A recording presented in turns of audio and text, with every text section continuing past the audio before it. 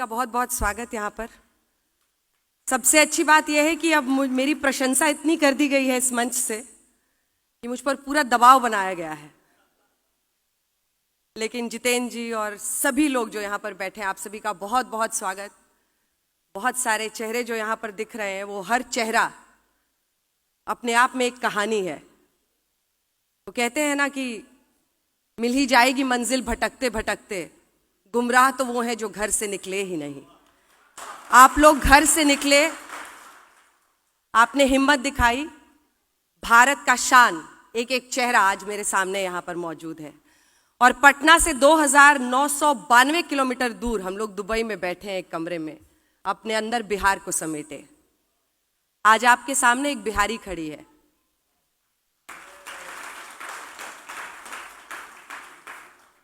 और एक अलग ही गर्व की अनुभूति होती है इस बात पर।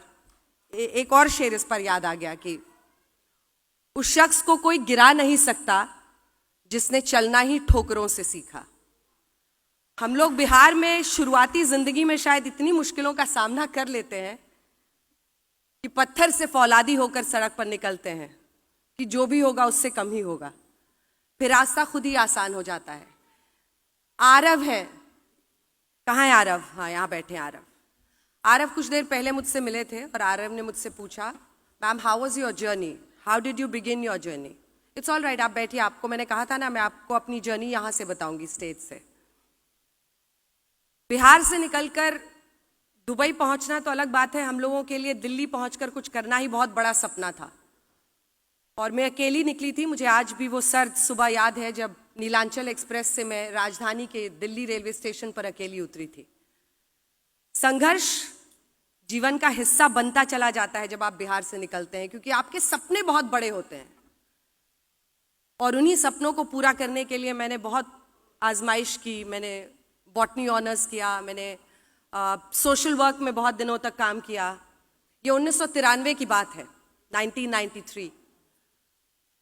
और उसके बाद एनजीओ से के साथ काम करते करते मुझे लगा कि बहुत ज़्यादा परिवर्तन समाज में हो नहीं पाता है, बहुत सीमित रह जाता आपका दायरा। तो हम पॉलिसी को कैसे अफेक्ट कर सकते हैं, हम देश की नीतियों को और देश में जो नेता होते हैं उनकी सोच को कैसे चैलेंज कर सकते हैं। तब मेरा जो रुझान है वो पत्रकारिता की तरफ बढ़ा और फिर बाकी की कहानी है। लगभग 20 से ज़्यादा वर्ष अब हो चुके हैं पत्रकारिता में और आज यहाँ पर मौजूद हूँ मैं आपके सामने। तो कुछ तो मैंने हासिल कर ही लिया होगा जीवन में, हालांकि मुझे आज भी लगता है कि बहुत कुछ करना बाकी है और अभी शुरुआत ही है। लेकिन बात बिहार की हो रही थी। बिहार हमारे लिए क्या है? बिहार हमारे लिए माँ है, अबीर है होली का, दिया है दिवाली का, छठ पूजा में गंगा घाट है, मिथिला की मिठास है, वैशाली का वैभव है, भोजपुरी का अलग मजा है, राजेंद्र प्रसाद की धरती है, गौतम बुद्ध की भूमि है, जेपी का आंदोलन है। लेकिन आज बिहार कहाँ खड़ा है? ये सवाल हम सबके मन को कचोटता है कि हम बाहर आकर तो इतना चमक लेते हैं, अपनी जगह बना लेते हैं, हर क्षेत्र में हम सर्वोच्चता तक पहुंच जाते हैं, लेकिन उस बिहार में क्या रह जाता है पीछे? आखिर क्यों वो राज्य आज भी, जैसा मनीष जी ने बताया कि चाहे पर कैपिटा इनकम हो या बहुत सारे अन्य मुद्दे हैं, उसमें वो बिहार पीछे क्यों छूट जाता है? तो शायद आप लोग इसीलिए इकट्ठा हुए हैं कि कुछ योगदान आपका हो। मैं भी उसमें योगदान करने को तैयार हूँ। और बिहारी तो वैसे ही अपने आप में बिंदास होता है, लाजवाब होता है, मददगार भी बहुत होता है। अच्छा, 7 घर दूर भी किसी के घर में परेशानी हो तो पहुंच जाएगा मदद करने के लिए। 4 लोग पहुंच जाएंगे और बोलेंगे नहीं हम मदद करेंगे आपकी, बताइए क्या दिक्कत है, हम सुलझाते हैं। तो हम लोगों का एक अलग तरीका है जीने का, हमेशा लोगों को साथ लेकर चलने का। और इसीलिए कहते हैं कि हम हवाओं का रुख बदल रहे हैं, आए दुनिया हमारे साथ चले। एक बात जो मुझे लगता है कि शायद जिस पर हम सबको सोचने की जरूरत है, वो ये है कि जो लोकतांत्रिक व्यवस्था या जो चुनावी व्यवस्था बिहार में रही, क्या वो सिर्फ इसके लिए जिम्मेदार है, या फिर जितना हम सबको करना था उसमें भी कहीं कमी रह गई? क्योंकि ज्यादातर जो लोग काबिल रहते हैं वहां पर व्यवस्था की कमी, इंफ्रास्ट्रक्चर की कमी की वजह से बेहतर अपॉर्चुनिटीज की तलाश में वहां से निकल जाते हैं। लेकिन शायद this is a platform from where we can give back to Bihar, तो इसीलिए मैं इसमें शामिल भी हुई कि जिस तरह से भी मदद मैं कर सकती हूँ या इसका हिस्सा बन सकती हूँ उसमें मैं ज़रूर आपके सामने रहूँगी। हाँ, ये बात ज़रूर है कि जब चुनाव कवर करूँगी तो निष्पक्ष होकर करूँगी, क्योंकि यहाँ आने के बाद मुझे धीरे धीरे लोगों की पॉलिटिकल एफिलिएशंस पता चले। लेकिन उन सब के बावजूद बिहार को लेकर हम सब के दिल में बहुत ईमानदारी है और उसमें कोई शक नहीं कर सकता है। तो अक्सर मेरी आदत ये होती है कि लोग सवाल पूछें और मैं उसका जवाब दूं, तो इसीलिए मैंने निवेदन किया था कि अगर आप लोगों के मन में कोई सवाल है तो आप लोग पूछ सकते हैं। लेकिन बिहार पर कैसी कैसी भ्रांतियां हैं वो सुनिए। बिहार के लोगों के बारे में क्या क्या बोला जाता है। कुछ लोग जो अच्छे रहते हैं, Bihari is a very cute यार, बहुत लोग तो बड़ा क्यूट मानते हैं हमें। फिर कुछ लोगों को बड़ा लगता है कि इनके बोलने का अंदाज बड़ा अलग होता है, ये बड़ा गा गा के बोलते हैं। फिर आपको कॉम्प्लीमेंट भी मिल जाएगा, अच्छा आपकी आवाज से नहीं लगता कि आप बिहार की। मैं कहती हूँ मैं हूँ बिहार की। फिर बिहार के लोगों के बारे में और भी तरह तरह की भ्रांतियां हैं कि वो दिमाग से नहीं काम करते हैं या अनकूथ होते हैं, अनसिविक होते हैं। तरह तरह की लोगों ने स्टीरियोटाइप्स फैलाई हुई है, जिसका मुकाबला मैंने भी दिल्ली यूनिवर्सिटी में किया, क्योंकि मेरी कॉलेज की सारी पढ़ाई दिल्ली से ही हुई। तो कई बार बोलते थे कि हाँ तुम बिहारी ही रहोगे, कहते थे हाँ हम बिहारी ही रहेंगे, और बहुत गर्व से कहते थे। तो आज मुझे लगता है कि सब कुछ बदल रहा है, लोगों की सोच बदल रही है, लोगों की राय भी बदल रही है, और वो इसलिए क्योंकि हम लोगों ने बड़ी मेहनत से ये मकाम हासिल किया है। हम लोगों ने अपनी जिंदगी में सब कुछ न्योछावर करके इस मकाम पर पहुंचा है।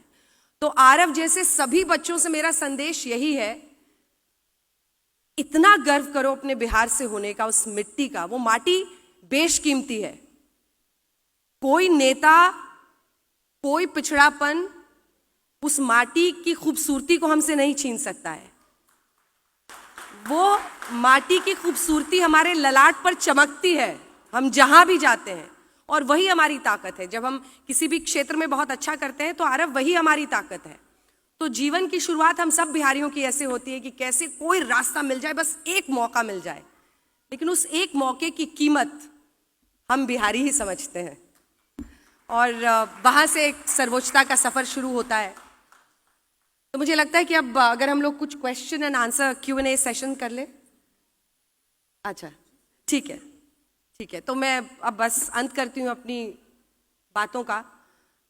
मुझे लगता है कि ये एक बहुत अच्छी पहल है IPF, जिसके जरिए लोगों को जोड़ रहे हैं, और ये बिहार चैप्टर तो एकदम ही अनूठा है, क्योंकि इससे बहुत ताकत मिलेगी। आरा के भी लोग दिख रहे हैं मुझे। आरा जिला घर बा, कौन बात का डर बा, बोली रहुआ का बोले के बा। हम तो भोजपुरी में एकदम पारंगत बानी।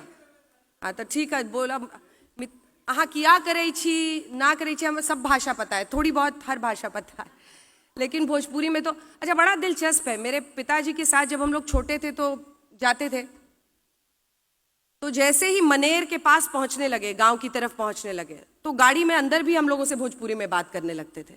अब हम बाहर वालों से तो कर रहे हैं, हमसे क्यों भोजपुरी में बात कर रहे हैं। तो ये मिट्टी और ये खुशबू आती है वो हवा की, और वो हमें वो लाती है अपना जो बचपन बीता है उसकी कहानी लाती है मन में, इसीलिए हम लोग भोजपुरी में बात करते हैं। तो भोजपुरी कितने लोग हैं आरा के यहाँ पे? काफी लोग हैं। हाँ, सिवान की संख्या ज्यादा है, ठीक है।